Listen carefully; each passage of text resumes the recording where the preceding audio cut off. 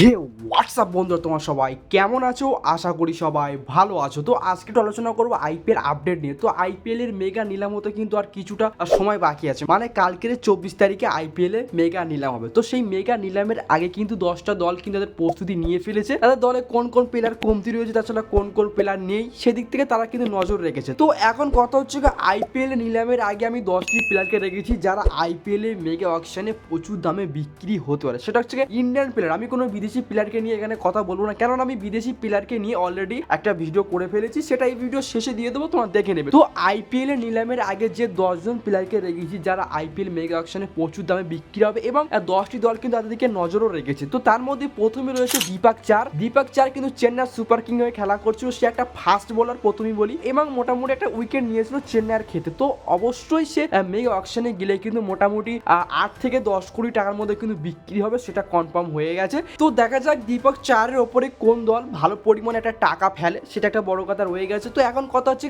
কালকের যে mega auction রয়েছে 2024 আইপিএল মেগা অকশন, সেখানে কিন্তু দীপক চার কিন্তু মোটামুটি একটা দামে বিক্রি হবে, সেটা নিয়ে আর কিছুই বলার নেই। তাছাড়া 9 নম্বরের জায়গায় রেখেছি মোহাম্মদ সিরাজ, সেও কিন্তু মোটামুটি ভালো দামে বিক্রি হবে, মিনিমাম 10 কোটি থেকে প্রায় 15 কোটি টাকার মধ্যে কিন্তু বিক্রি হবে। কেননা 2024 আরসিবির হয়ে কিন্তু মোটামুটি ভালোই খেলা করেছিল। আরসিবি হয়তো তাকে রিটার্ন করেনি 2024। তো এখন কথা হচ্ছে মোহাম্মদ সিরাজ যদি আইপিএল এ মেগা অকশনে যায় তাহলে কিন্তু ভালো একটা দামে বিক্রি হয়, মিনিমাম 10 কোটি টাকা থেকে 15 কোটি টাকার মধ্যে কিন্তু বিক্রি হবে মোহাম্মদ সিরাজ। তো দেখা যাক কোন দল মোহাম্মদ সিরাজকে পছন্দ করে। এবং 8 নম্বরের জায়গায় রেখেছি মোহাম্মদ শামি। আমরা দেখেছি 2024 কিন্তু মোহাম্মদ শামি কিন্তু দেখা যায়নি। তাছাড়া সে মোটামুটি 2023 থেকে বিশ্বকাপ চলাকালীন সেখান থেকে তাকে আর আইপিএল এ দেখা যায়নি, মোটামুটি 2 বছর মতন আইপিএল এ দেখা যায়নি গুজরাট টাইটান্সের হয়ে। তো এখন কথা হচ্ছে আইপিএল এ এই বছর মোহাম্মদ শামি কি আসছে? হ্যাঁ, অবশ্যই আসছে, এবং সে ইনজুরি কিন্তু সারিয়ে নিয়ে আসছে আইপিএল, এবং যে দলের খেলবে 2025 আইপিএলে, এবং সে মোটামুটি ভালো একটা ফলাফল করবে, সেটার বলার কিছুই নেই। তো এখন কথা হচ্ছে মোহাম্মদ শামির কিন্তু বাজেট অবশ্যই 6 কোটি থেকে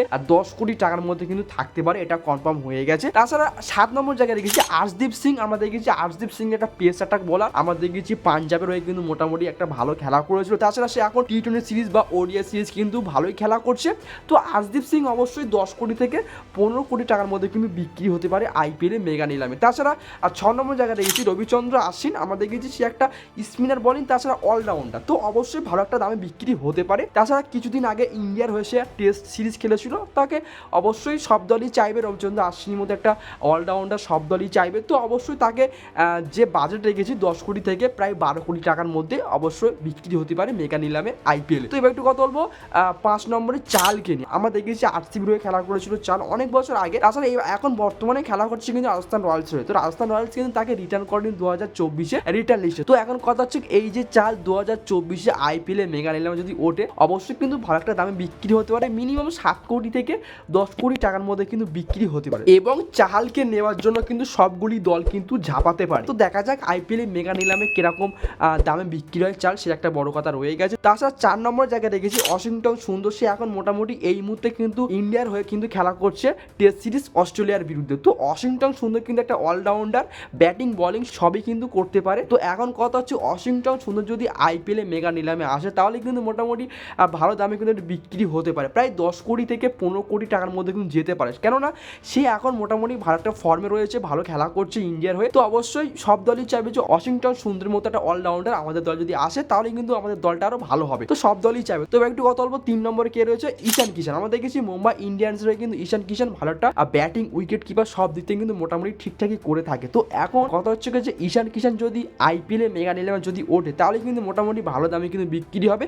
মুম্বাই অবশ্য তাকে ফিরিয়ে নেয়নি রিটার্ন লিস্টে। তো এখন কথা হচ্ছে যদি আইপিএল এ মেগা নিলামে যদি ঈশান কিষান যদি আসে তাহলে কিন্তু মোটামুটি 10 কোটি থেকে 15 কোটি অবধি যেতে পারে ঈশান কিষান, এবং সব দলই চাইবে যে ঈশান কিষান একটা উইকেট কিপার, অন্যদিকে আবার ব্যাটসম্যান। তো দেখা যাক কোন দল কতটা ভালো লাগে ঈশান কিষানকে নেওয়ার জন্য, সেটা একটা বড় কথা রয়ে গেছে। তাছাড়া 2 নম্বর জায়গায় রয়েছে ঋষভ পন্থ। ভাই ওপি লেভেলে কিন্তু সে খেলা করছে এখন টেস্ট সিরিজ বা ওডিআই সিরিজ, সব দিক থেকে কিন্তু মোটামুটি একটা ভালো খেলা করছে ঋষভ পন্থ। তো দিল্লি ক্যাপিটালস কিন্তু তাকে তাদের দলে রিটার্ন করেনি। তো এখন কথা হচ্ছে ঋষভ পন্থ যদি কালকের মেগা নিলামে আসে তাহলে মোটামুটি ভালো একটা দামে কিন্তু বিক্রি হবে, সেটা আর কিছুই বলার নেই। যে দামে বিক্রি হতে পারে সেটা হচ্ছে 20 কোটি থেকে প্রায় 25 কোটি টাকার মধ্যে কিন্তু যেতে পারে, কেননা সে একটা ভালো খেলা করছে এই মুহূর্তে, ভালোটা ফর্মে রয়েছে, সেটা নিয়ে আর কিছু বলার নেই।